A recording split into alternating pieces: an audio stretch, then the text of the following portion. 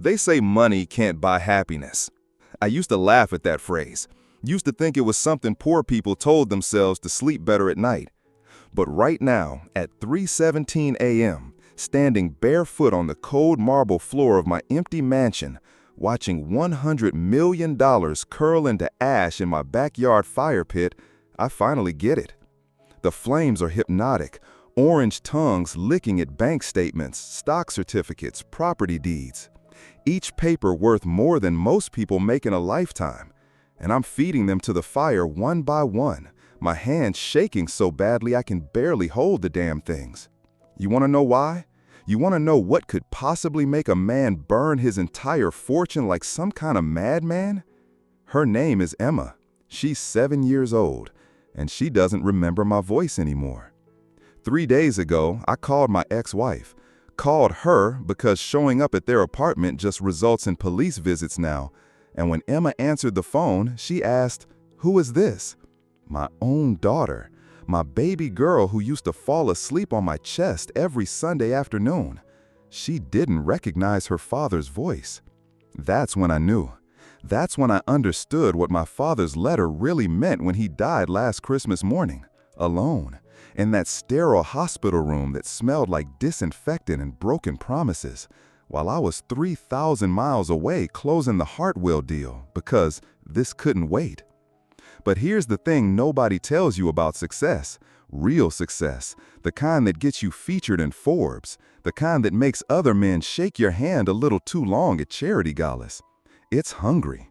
Success is a living thing that feeds on everything you are until there's nothing left but the money and the emptiness. My father knew this.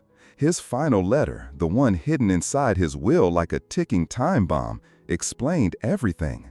The choice he never had, the choice he was giving me. Keep the fortune, lose the family forever.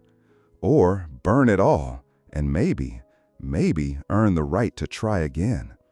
I thought he was crazy, senile, cruel even. What kind of father forces his son to choose between financial security and love? But standing here now, feeling the heat on my face from burning everything I've worked for, I understand. He wasn't punishing me. He was saving me. Because across town, in a cramped 2-bedroom apartment where my wife, ex-wife, is probably lying awake wondering how to pay next month's rent, is everything I actually care about. Emma, with her gap-toothed smile and her habit of naming her stuffed animals after planets. Michael, who's 12 now, and probably thinks his father is a stranger who sends expensive Christmas presents but never shows up to baseball games. And Sarah, who used to trace patterns on my chest while I told her about my day, back when my day was worth talking about, back when I was a person instead of a portfolio. Some wounds run deeper than bankruptcy. Some debts can't be paid with cash. The last document burned slowly, the deed to this mausoleum of marble and loneliness I called home. As it crumbles into nothing, I whisper something I haven't said in 3 years. I'm sorry. This is the story of how I went from having everything to having nothing, and why it might be the first smart thing I've done in decades. But before I tell you what my father's letter revealed, before I share the terrible secret about where our family fortune really came from, you need to understand something. This isn't just about money. This is about the moment you realize you've been living as a ghost in your own life. If you've ever felt like success was slowly killing the person you used to be, if you've ever wondered what would happen if you just stopped, then you're going to want to hear what happens next. Hit that subscribe button because this story gets darker before it gets lighter. And in the comments, tell me, what would you sacrifice everything for? Because I'm about to find out if love is really worth more than money, or if some choices destroy you either way. The fire is dying now, and with it, the last traces of who I used to be. Each ember that fades takes another piece of my old life with it. The life where I measured worth in dollars and success in square footage. My bare feet are numb against the marble, but I can't bring myself to move. This cold is nothing compared to the ice that's been growing in my chest for the past 3 years. I keep thinking about that phone call. Emma's sweet, confused voice asking, "Who is this?" like I was some telemarketer interrupting her Tuesday afternoon. The words hit me harder than any business loss ever could. I've lost hostile takeovers, watched million-dollar deals crumble, survived market crashes that destroyed other men. But hearing my daughter not recognize my voice, that broke something in me that money could never fix. Sarah used to tell me I was becoming a stranger to my own family. I'd laugh it off, kiss her forehead, promise things would slow down after the next big deal. There was always a next big deal, always another mountain to climb, another competitor to crush, another zero to add to the net worth. I became addicted to the chase, to the adrenaline of winning, to the way other men looked at me when I walked into a room. The funny thing about success is how quietly it steals your soul. It doesn't happen overnight. It's not like the movies where the rich man suddenly realizes he's empty inside during some dramatic Christmas revelation. It's more like drowning in honey, sweet, slow, and by the time you realize you can't breathe, you're already dead inside. My father understood this. His letter, the one I'm still afraid to fully process, explained how the family fortune was built on sacrifices he regretted every day of his life. How he watched his own father die alone, too busy building an empire to hold his hand. How he swore he'd be different, but the money has a gravity all its own. It pulls you in, changes your orbit until you're spinning around wealth instead of the people you love. The last bank statement curls into ash, and I watch 20 years of obsessive accumulation disappear in seconds. 20 years of missing bedtime stories, school plays, Saturday morning pancakes, anniversary dinners. 20 years of choosing the office over the living room, conference calls over conversations, profit margins over precious moments. But here's what nobody tells you about rock bottom. Sometimes it's exactly where you need to be to finally see the stars. My father died on Christmas morning at 6:43 a.m. I know the exact time because the hospital called me while I was in my private jet, 30,000 feet above Colorado, rushing to close the Hartwell acquisition. Even at his deathbed, I was chasing another deal. The irony wasn't lost on me then, and it cuts deeper now as I stand in the ashes of everything he built. He'd been in the hospital for 2 weeks. 2 weeks of me promising to visit tomorrow, next week, after this meeting, after this call. Sarah begged me to go see him. "He's asking for you," she'd whisper into the phone, her voice thick with disappointment I was too busy to hear. "He keeps saying he has something important to tell you." But I had something important too, a $100 million acquisition that would cement our legacy. Our legacy. What a fucking joke. The lawyer called me 3 days later. "Standard will reading," he said. "Nothing surprising. Dad left me everything, just as me'd always planned. The businesses, the properties, the investments, the offshore accounts I pretended not to know about. But then came the envelope marked for David, open only when you're ready to understand. I wasn't ready then. Took me 3 years and losing everything that mattered to finally tear it open. His handwriting was shaky, medications making his usually precise script look fragile and desperate. "Son," it began, "I'm writing this because I'm dying with a secret that's been killing me slowly for 40 years. Our money, all of it, came from a choice I made when you were 2 years old. A choice between your mother's medical bills and my conscience." The letter went on to explain how he'd discovered irregularities in his construction contracts, how city officials had been paid off, how safety violations had been covered up. The building that collapsed in 1987, killing 12 people? We'd known the foundation was compromised. We'd chosen profit over people, and those families' lawsuits were settled quietly, sealed away with non-disclosure agreements and blood money. Every dollar in our accounts was stained with someone else's grief. Every investment return was compounded suffering. Every luxury we enjoyed was built on the graves of people whose names I'd never even known. My father had tried to make it right later, donating millions anonymously, setting up foundations. But the guilt ate him alive. He became obsessed with work, with building more, earning more, as if he could somehow balance the scales. He became exactly what I became, a ghost haunting his own life. I'm giving you a choice I never gave myself, the letter continued. Keep the money and it will destroy you just like it destroyed me. Or burn it all, tell the truth, and maybe find a way to live with yourself. Standing here now, ash coating my feet like gray snow, I finally understand. He wasn't being cruel. He was offering me salvation. The thing about burning $100 million is that it takes time. You can't just dump it all in at once. The fire would die, smothered by the weight of its own fuel. You have to feed it slowly, deliberately, watching each document catch and curl, feeling the heat build with every sacrifice.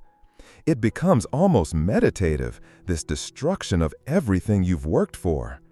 I started with the smaller accounts, the Cayman Islands investments, the Swiss portfolios, the real estate holdings in Monaco. Each burn felt like pulling off a bandage, sharp, quick pain followed by strange relief. But as I moved toward the bigger holdings, the core of our empire, my hands began to shake harder. This wasn't just money anymore. This was my identity. Who was David Morrison without his wealth? What was I if not the man who'd built a financial dynasty? For 35 years, my net worth had been my worth. My portfolio was my personality. Strip that away, and what remained? A stranger who'd forgotten how to be a father, a husband, a human being. Sarah had tried to warn me years ago. We were at Michael's Little League game, one of the few I actually attended, and she pointed to another father in the stands. "See him?" she whispered. "He coaches 3 teams, volunteers at the school, knows every kid's name. He makes $40,000 a year, and he's richer than you'll ever be." I laughed it off then, made some joke about dreams not paying for college.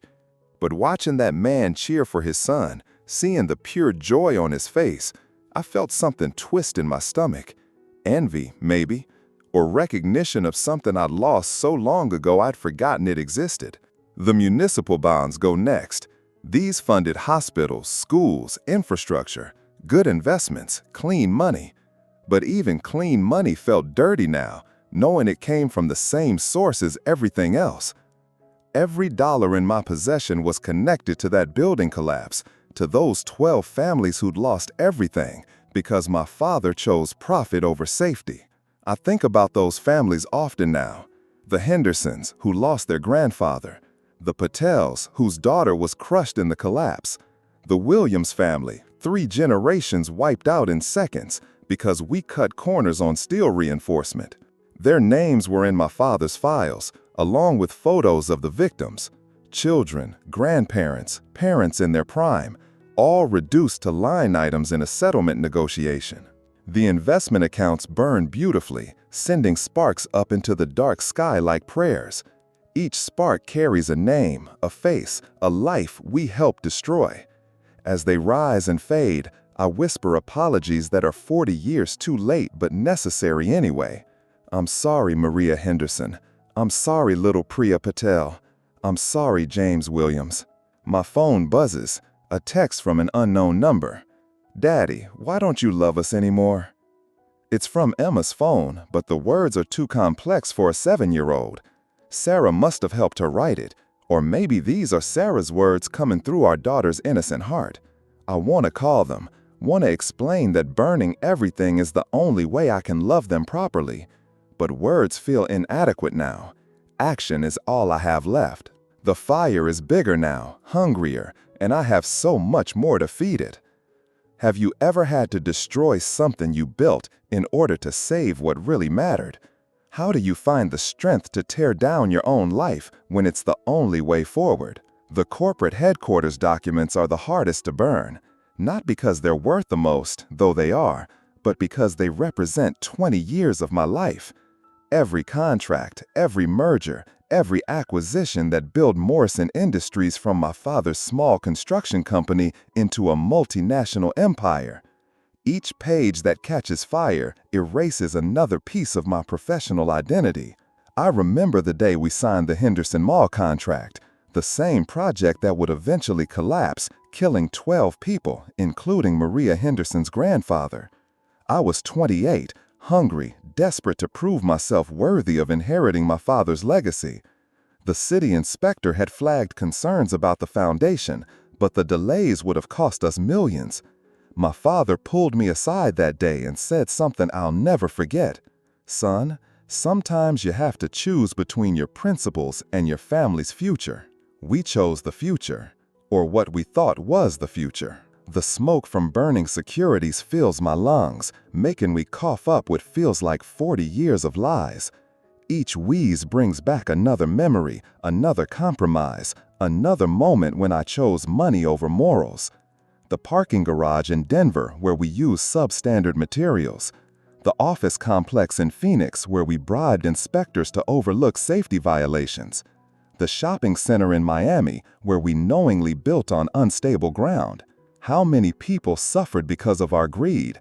How many families lost everything because we needed to maximize profits? The victims of the Henderson Mall collapse weren't the only ones.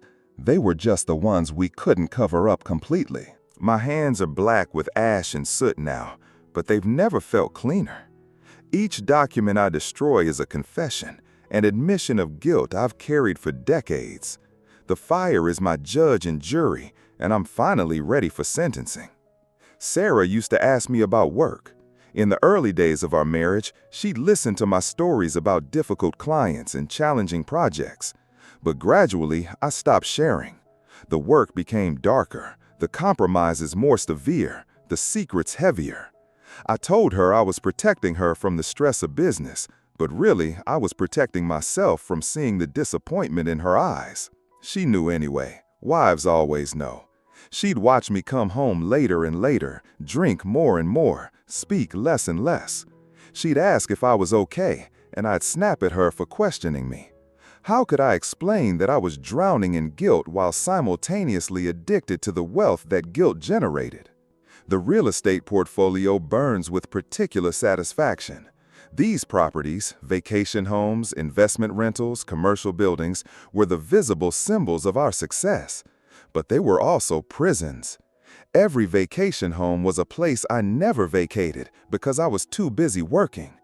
Every rental property was another stream of income that kept me chained to a system built on blood and lies. The penthouse in Manhattan goes up in flames, along with memories of champagne celebrations over deals that destroyed communities. The beach house in the Hamptons burns away, taking with it the image of weekend parties with other wealthy criminals who called our corruption smart business. As the property deeds curl into nothing, I feel something I haven't experienced in years: lightness. Each document destroyed is a weight lifted, a chain broken, a step toward whatever redemption might be possible for someone like me. My phone rings, Sarah's number. My finger hovers over the answer button, but I can't do it. Not yet. Not until I've burned it all. Not until I can face her as the man I should have been instead of the monster I became. The fire rages higher, and I have so much more to feed it. Sarah calling, but him being unable to answer yet. The family photos are the cruelest documents to destroy. Not because they're worth money, they're worthless in financial terms, but because they're proof of what I traded away for wealth. Each photograph tells a story of absence, of a father who was physically present but emotionally vacant, whose mind was always on the next deal while his children grew up around him like flowers reaching for sun that never came. Here's Emma at 2 years old, taking her first steps while I'm on the phone in the background, my back turned to the miracle unfolding behind me. Here's Michael at 6, blowing out birthday candles while I check emails on my BlackBerry.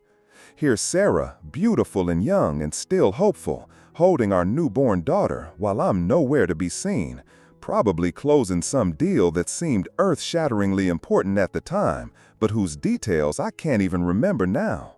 The photographs burn quickly, curling at the edges like dying leaves, but the memories they contain are seared into my brain forever. I remember the day Sarah stopped asking me to pose for family pictures. "What's the point?" she'd said quietly. "You're never really here anyway." I'd gotten angry, accused her of being dramatic, but she was right. I was already gone, lost in spreadsheets and profit margins while my family became strangers in my own house. There's a picture of our last real vacation, Disney World, 5 years ago. Emma was 3, Michael was 8, and Sarah was still fighting for our marriage. She'd planned everything, booked the hotel, arranged the tickets, packed our bags. I'd brought my laptop and spent half the trip in business meetings while my children rode rides without their father. The photograph shows them on the teacup ride, spinning and laughing, while I'm visible in the background through the hotel window on another fucking conference call. That was the beginning of the end, though I was too blind to see it then. Sarah started making plans that didn't include me. School events, weekend activities, family dinners. She stopped expecting me to show up because I'd disappointed them too many times. The children adapted to my absence like plants adapting to drought, learning to thrive without the nourishment I should have provided. The fire consumes a Christmas morning photo from 2 years ago. Emma and Michael are opening presents while Sarah watches with hollow eyes. I'm there physically, but I look like a ghost, pale, distracted, checking my phone even on Christmas morning. That was 3 months before Sarah filed for divorce, 6 months before the custody arrangement that limited me to supervised visits, 9 months before Emma stopped recognizing my voice. I understand now why my father included these photos in his instructions. It wasn't enough to burn the money. I had to burn the evidence of what that money cost. Every missed moment, every broken promise, every time I chose profit over presence. These photographs are receipts for a life misspent, proof of how I bankrupted my soul while enriching my bank account. The last photo is from Emma's 4th birthday party. She's wearing a princess dress that Sarah bought, surrounded by friends whose names I never learned, blowing out candles on a cake I didn't help make. In the corner of the frame, barely visible, is a shadow that might be me, already leaving, already gone, already choosing something else over the most precious moments of my daughter's life. As it burns, taking with it the last visible proof of the father I failed to be, I whisper something into the night. I'm going to do better. I have to do better. But first, I have to finish destroying the man who lost them. What moments from your own life would you burn to start over? How do you rebuild trust when the people you love most have learned to live without you? The life insurance policies feel like the heaviest papers I've ever held. Not because of their weight, they're just paper after all, but because they represent the most twisted logic of my corrupted mind. The belief that money could somehow compensate for my absence, that financial security could substitute for emotional presence, that my children would be better off with my death benefits than with their living father. $50 million in coverage, enough to send Emma and Michael to any college, buy them houses, set them up for life. I'd increase the coverage every year, telling myself I was being responsible, providing for my family's future. But really, I was planning my own obsolescence. I was making myself more valuable dead than alive. And somewhere deep in my diseased psyche, that felt like love. Sarah had questioned the excessive coverage once. "Why do you need this much insurance?" she'd asked, reviewing our financial documents during one of our increasingly rare conversations about money. "Are you planning to die?" The question had been casual, but I saw the fear in her eyes. She was afraid I might actually be considering it, that the pressure of our crumbling marriage and my mysterious work stress might push me towards something unthinkable. I wasn't suicidal, not then, but I was already dead in every way that mattered. I was a walking ghost, going through the motions of life while my spirit withered away. The insurance policies were just making it official. David Morrison, the human being, had no value. David Morrison, the economic unit, was worth 50 million dead. The fire takes the policies eagerly, as if even it understands how perverse they are. Each page that burns releases me from the obligation to die for money, from the sick comfort of knowing my family would be taken care of if I just stopped existing. As the coverage limits disappear into smoke, I feel something I haven't felt in years, the desire to live. Not just to exist, not just to accumulate wealth, but to actually live. I remember the last conversation I had with Michael before Sarah cut off my visitation rights. He was 11 then, old enough to understand that something was wrong with his father, but too young to articulate what it was. We were sitting in my car outside his school after I'd missed his science fair, again, and he asked me something that still haunts my dreams. "Dad, do you wish we were never born? You seem so sad when you're with us." The question hit me like a physical blow. How could I explain to my 11-year-old son that I loved him more than life itself, but that life itself had become a burden I could barely carry? How could I tell him that every moment of joy with my children was poisoned by the knowledge of what I'd done to afford those moments? How could a child understand that his father was dying of guilt while drowning in wealth? I'd lied to him, of course. Told him I was just stressed from work, that it had nothing to do with him or Emma, that everything would be better soon. But children see truth in ways adults have forgotten, and Michael saw right through me. "You don't have to pretend, Dad," he'd said quietly. "Mom cries at night because she thinks you don't love us anymore. But I know you do. I just don't think you love yourself." Out of the mouths of babes, an 11-year-old had diagnosed with years of success and therapy and self-medication couldn't fix. I'd lost the ability to love myself, and that poison was contaminating everything I touched. The insurance policies were just symptoms of a deeper disease, the belief that I was worth more as a memory than as a presence. The flames consumed the last policy, the one I'd taken out just before Sarah filed for divorce. It was supposed to be my final gift to them, my last act of love.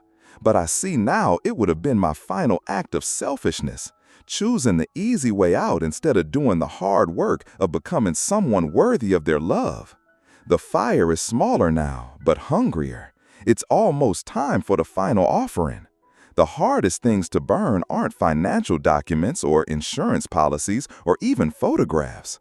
They're the letters I wrote but never sent. Dozens of them, maybe hundreds, scattered throughout my desk drawers and briefcases and laptop files.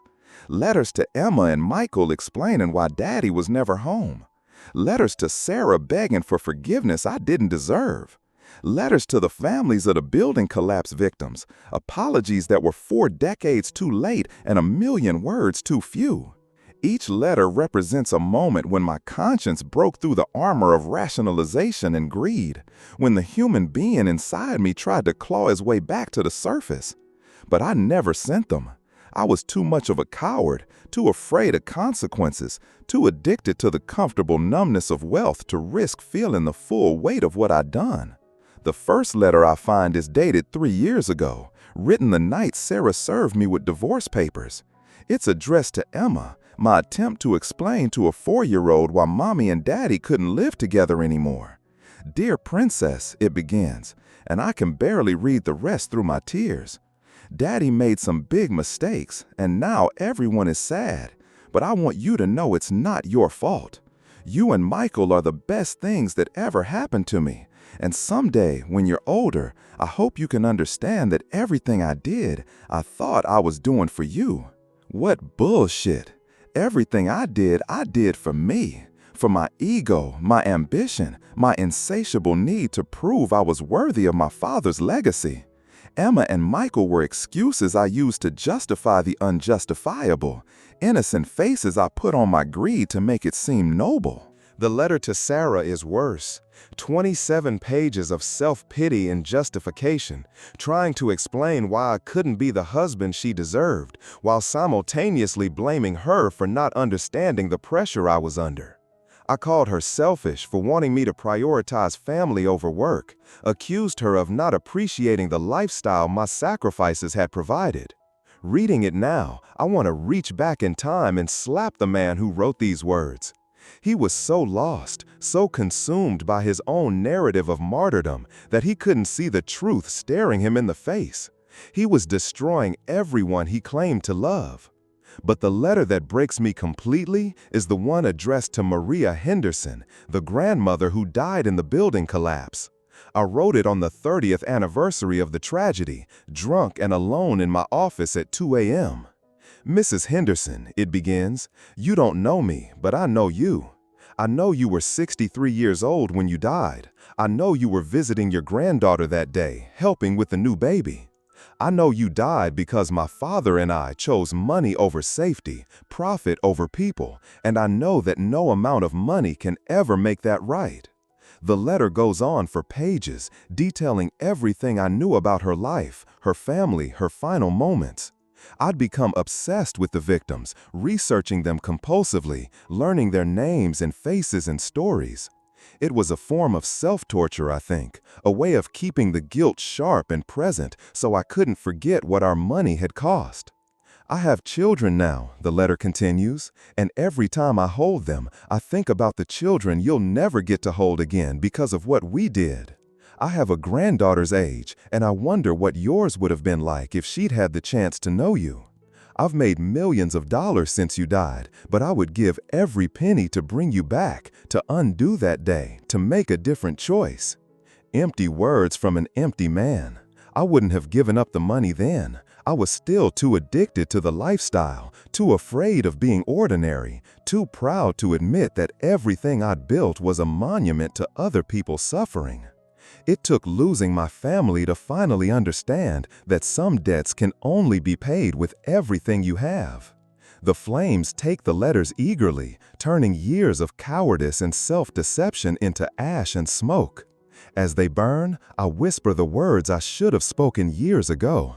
"I'm sorry. I'm so fucking sorry." The words rise with the smoke, carrying my confession into the night sky, where maybe, somehow, the people I've wronged might hear them. There's only one document left now, the one I've been avoiding all night, the one that will complete my destruction and, maybe, my salvation. My father's original letter, the one that started all of this. My father's letter sits in my trembling hands, the last document between me and complete financial ruin, or complete spiritual freedom, depending on how you look at it. The paper is worn from folding and unfolding, stained with tears I've shed reading it over the past 3 years, yellowed with age and weighted with secrets that have poisoned 3 generations of Morrison men. I know every word by heart, but I read it again in the firelight, my father's shaky handwriting wavering through my tears like a confession written in smoke.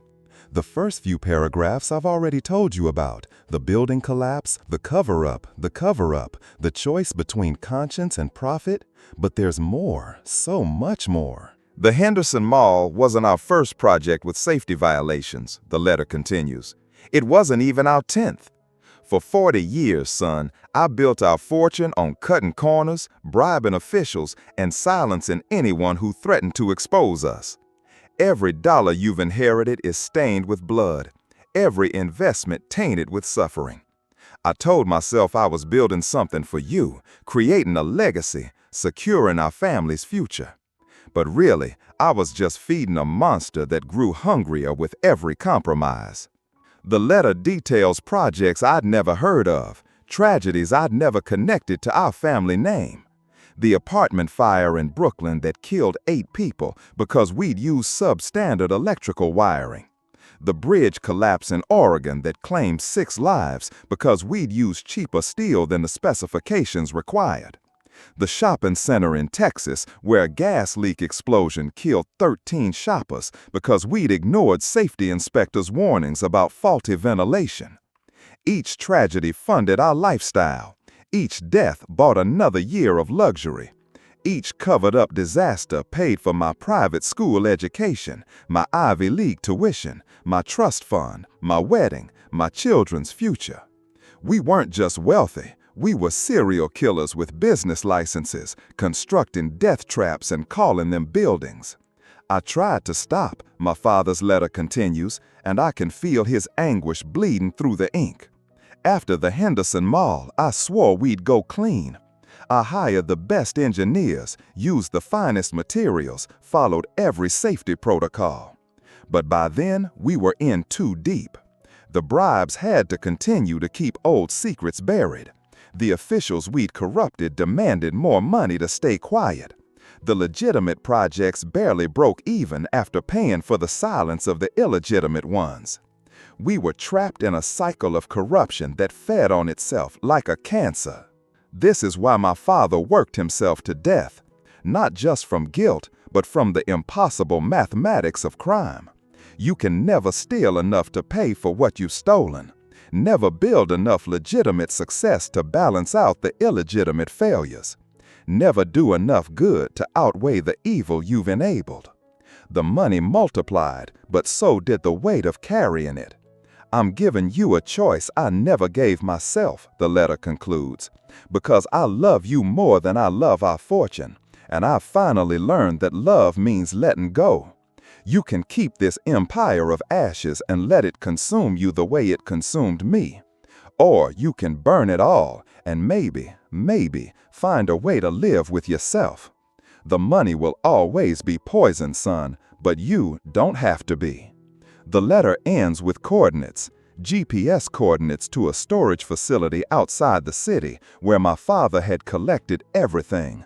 Photos of every victim, records of every bribe, documentation of every cover-up, evidence of 40 years of systematic murder disguised as construction work. If you choose to burn it all, he wrote, start there. Let the families know the truth. Let the world know what we did.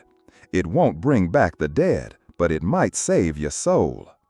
I look at the coordinates again, memorizing the numbers that represent the final choice between my father's legacy and my children's future, between financial security built on others' graves and moral freedom bought with everything I own. The fire is dying now, starved of fuel, but I have one more offering to make. The letter itself, the catalyst for this night of destruction, the final thread connecting me to 40 years of family sins.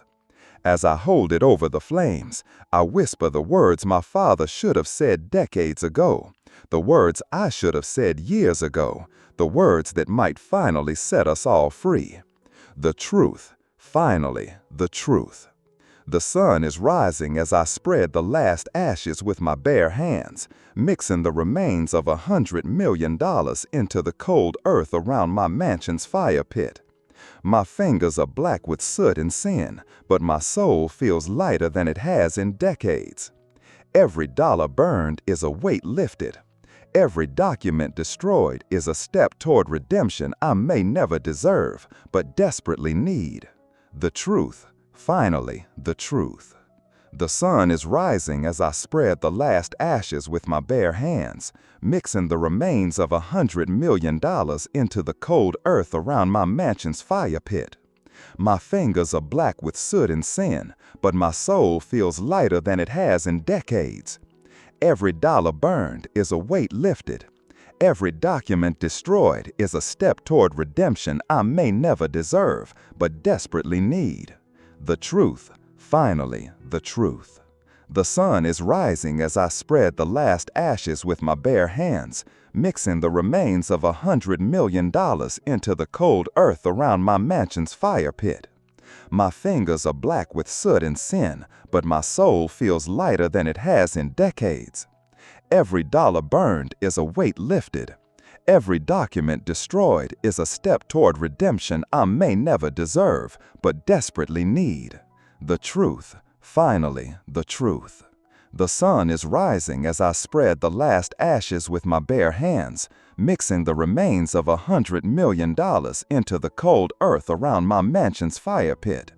My fingers are black with soot and sin, but my soul feels lighter than it has in decades. Every dollar burned is a weight lifted. Every document destroyed is a step toward redemption I may never deserve, but desperately need. The truth, finally, the truth. The coordinates from my father's letter are burned into my memory now. 34.0549 degrees N, 118.2426 degrees W. a storage facility in downtown LA where 40 years of evidence waits for someone brave enough or desperate enough to finally tell the truth. I know what I have to do.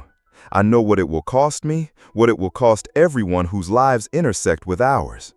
But I also know I can't carry these secrets anymore. They're killing me from the inside, poisoning every breath I take, every word I speak, every moment I try to connect with other human beings. My phone has been buzzing all night. Sarah's called 17 times. My lawyer's called 12. The bank's called 9. The vultures are circling, sensing something's wrong with their golden goose. By tomorrow morning, when the markets open and my accounts are frozen, when the news breaks about Morrison Industries CEO liquidating everything overnight, the feeding frenzy will begin. But I won't be there to see it. I'll be at that storage facility, unlocking 40 years of family secrets and preparing to face consequences that should have come decades ago. The victims' families deserve the truth. The world deserves to know what kind of monsters we really were. And maybe, if I'm lucky, Emma and Michael will someday understand that their father finally found the courage to do the right thing, even when it was too late to matter. I walked through my mansion one last time, seeing it for what it really is: a mausoleum built on mass graves, a monument to successful sociopathy, a museum of moral bankruptcy. The marble floors that seem so elegant are cold as tombstones beneath my feet. The crystal chandeliers that once impressed business associates now look like teardrops frozen in mid-fall.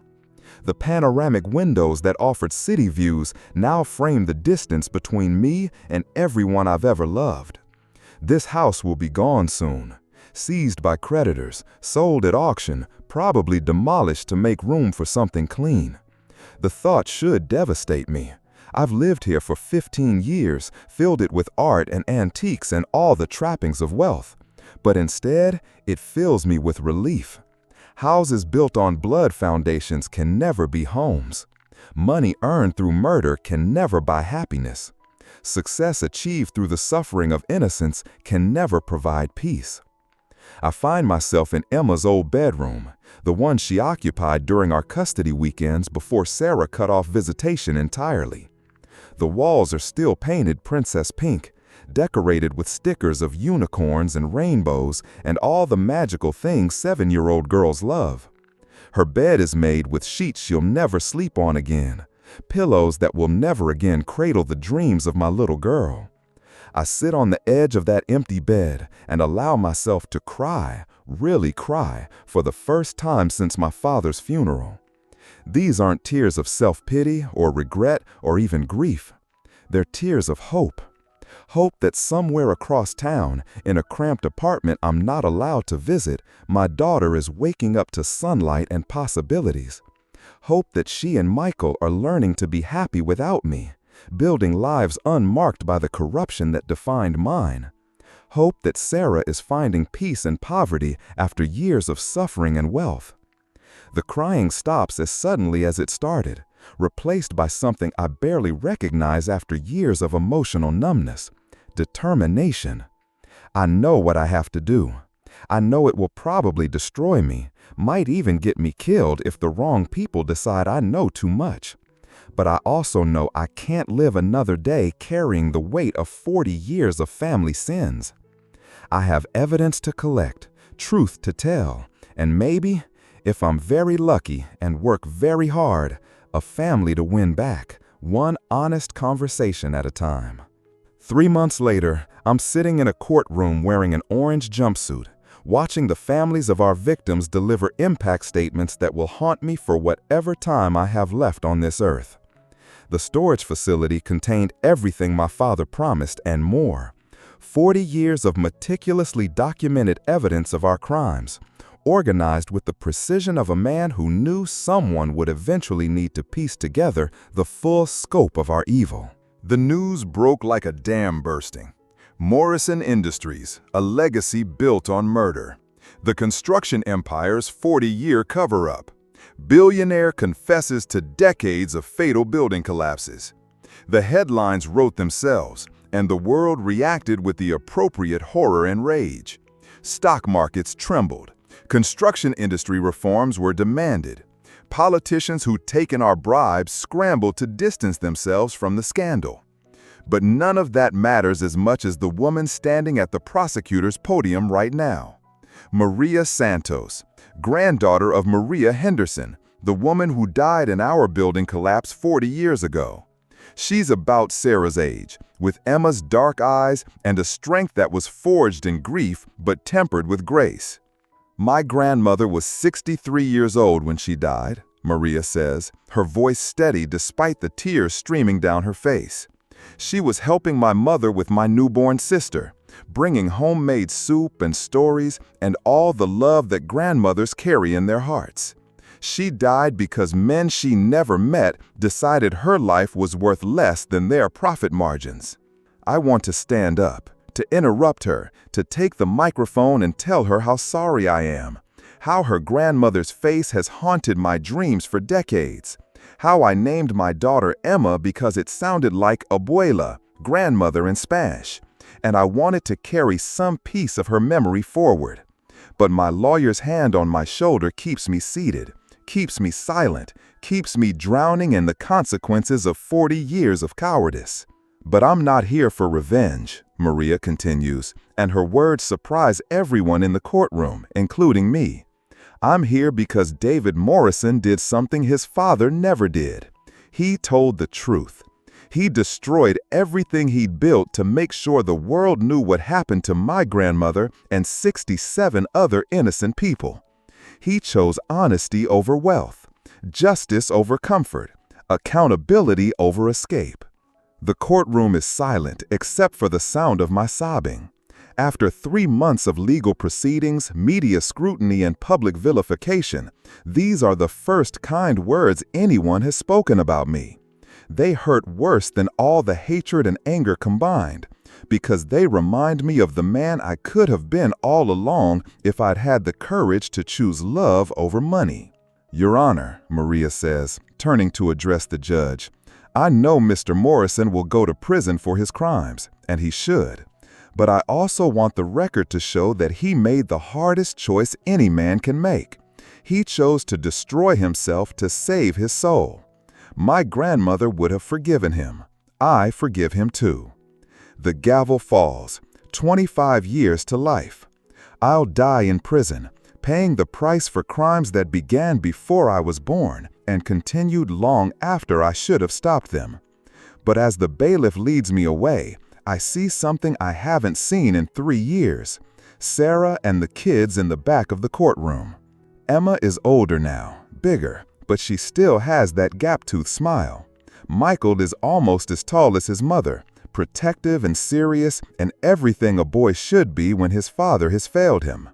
And Sarah, beautiful, wounded, but somehow still loving Sarah, gives me the smallest nod as I pass. They came. Despite everything I've done, everything I've destroyed, everyone I failed to protect, they came. To see the man I used to be finally held accountable for his crimes. It's not forgiveness. That will take time, maybe more time than I have left. But it's presence, it's witness. It's the beginning of something that might, someday, become love again. As I'm led through the courthouse doors toward a future measured in concrete cells and steel bars, I whisper the words I should have said decades ago, the words that might finally set us all free. Thank you for everything, for coming, for forgiving, for letting me finally be the father you deserved, even if it's too late to matter. The door closes behind me, but for the first time in 40 years, I'm walking toward the light. This story shows us that it's never too late to choose truth over comfort, accountability over escape, love over wealth. If David's journey has touched something in your heart, if you've ever struggled with the weight of your own compromises, I want to hear from you. Hit that like button if this story moved you, and tell me in the comments, what would you sacrifice everything for? What choice are you afraid to make that might save your soul? Subscribe for more stories that dig deep into the human heart. because sometimes the hardest truths are the ones we need most. Thank you for walking this difficult journey with me.